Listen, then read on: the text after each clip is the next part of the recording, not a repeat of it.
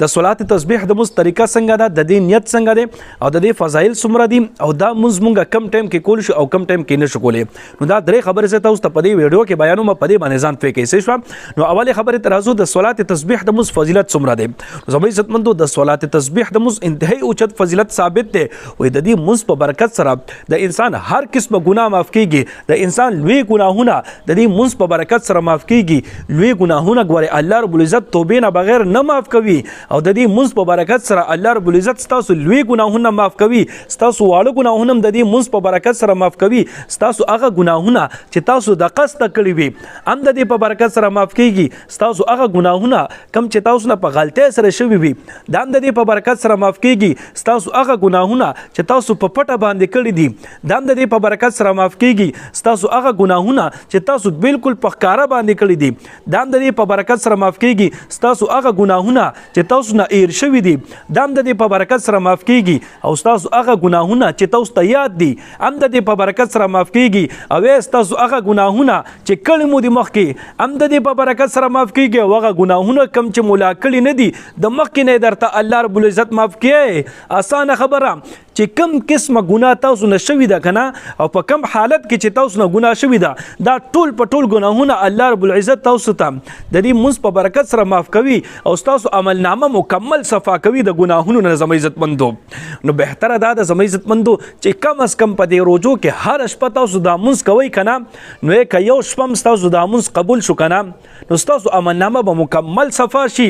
ګناهونه به الله تعالی تاسو مکمل ختم کی، عمل نامه به در لدن نیکونه ډکه کی. او بل فضیلت څه دی چې تاسو ګناهونه مکمل صفا شول کنه بیا چې الله رب العزت نه کم قسمه دعا غواړي دا ټول دعاګانې به الله تعالی تاسو قبلوي، نو دې منځ پسې تاسو هر قسمه دعا الله تعالی قبلوي. نو خیر فضایل انتهایی زیات دي، خو راځي اوس عزت او ست طریقه درخمه صحیح شو. نو اول د صلات تسبیح د مز نیت کول دي. نو نیت خو اصل کې د ځله نه دی چې تاسو په ځله کې نیت وکړو بس دا کافی دی، خو بیا تاسو په خپل باندې د نیت الفاظ ویل غواړي کنه نو بالکل ویل شي. نیت په تاسو بیا داسې وای نیت مې وکړو د ځله د اخلاصه سلو رکعات صلات تسبیح مسکم خاص د الله پاک د پاره محمد کعبه شریف په لور کوم الله اکبر دینه پس بیا لاسونه او تړی.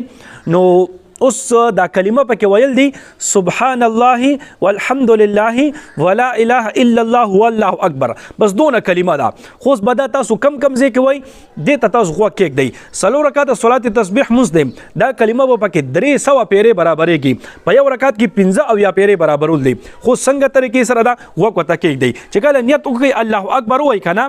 نو سبحانك اللهم بشرو کوي تر ولا اله غیرک پورې به تاسو دا سبق ورسوي چې څنګه ولا اله غیرک ته تاسو ورسوي کنه نو دلته بیا تاسو دا کلمه شروع کوي سبحان الله والحمد لله ولا اله الا الله والله اکبر. دلته به تاسو 15 پیرې دا وای د صرف دې کې 15 پیرې بیا اخو لستا نو دلته چې دا 15 پیرې برابر شي کنه دې پسې بیا تاسو اعوذ بالله وای بسم الله به وای الحمد به وای او سورۃ به تاسو وای چې صورت تاسو وایي کنه نو قدا کېږي بالانا صورت نه پس بیا تاسو ولاړی همدلته بیا دا کلمه تاسو شروع کړئ سبحان الله والحمد لله ولا اله الا الله والله اکبر.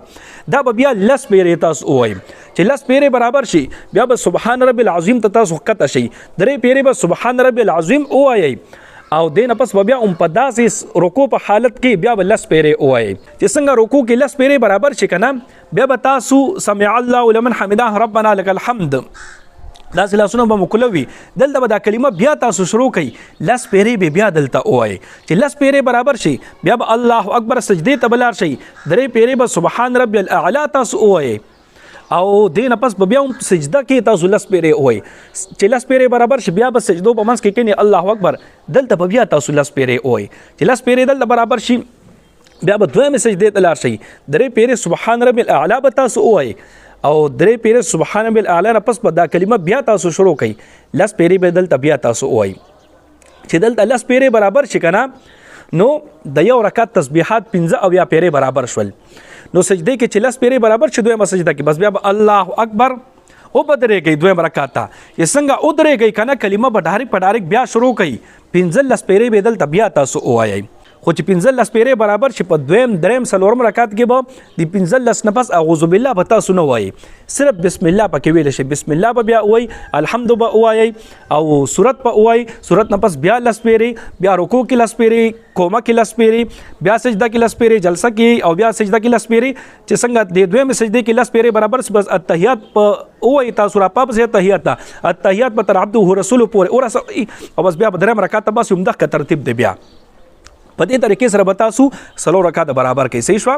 دا د صلات تسبیح طریقه شو. صحیح شو کنه؟ خو اوس دا مستاسو کم ټایم کې کولی شي او کم ټایم کې نشي کولی، نو صرف دریو ټایمونو کې نشي کولی، باقي هر ټایم کې تاسو کولی شي. کم ټایمونو کې چې نشي کولی هغه اول نمبر وخت سحر اذان نه واخلي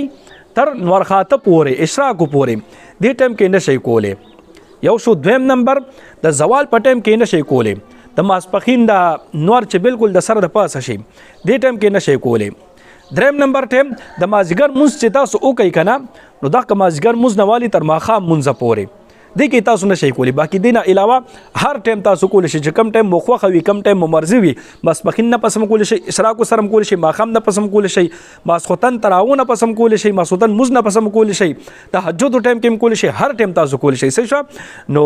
دا ټول هر څه زما عزتمندو طریقه مې درته ویلې، نیت مې درته ویلې، فضایل مې درته ویلې، وخت مې درته ویلې. نو امید چې ان شاء الله تاسو په پېښ وي، که بیا هم پکې څه خبرې تاسو کولی شئ په کمنټ کې، زه به ان شاء الله کوشش کوم چې تاسو ته جواب درکم، تاسو په فکر خو دې باندې په خپل عمل کوئ، خپل هر په کوشش کوي چې دا تاسو کوي په دې روزو کې کم از کم او نور مسلمانانو سره د ثواب په نیت باندې دا ویډیو ډیره شیر کړئ. که تاسو شیر کول په وجه چا د مونږ شروع کو تاسو ته پوره اجر او ثواب ملاويږي. الله رب العزت مخشاله باد ساته دعاګانې کوي، دعاګانې وکاو. الله پامان.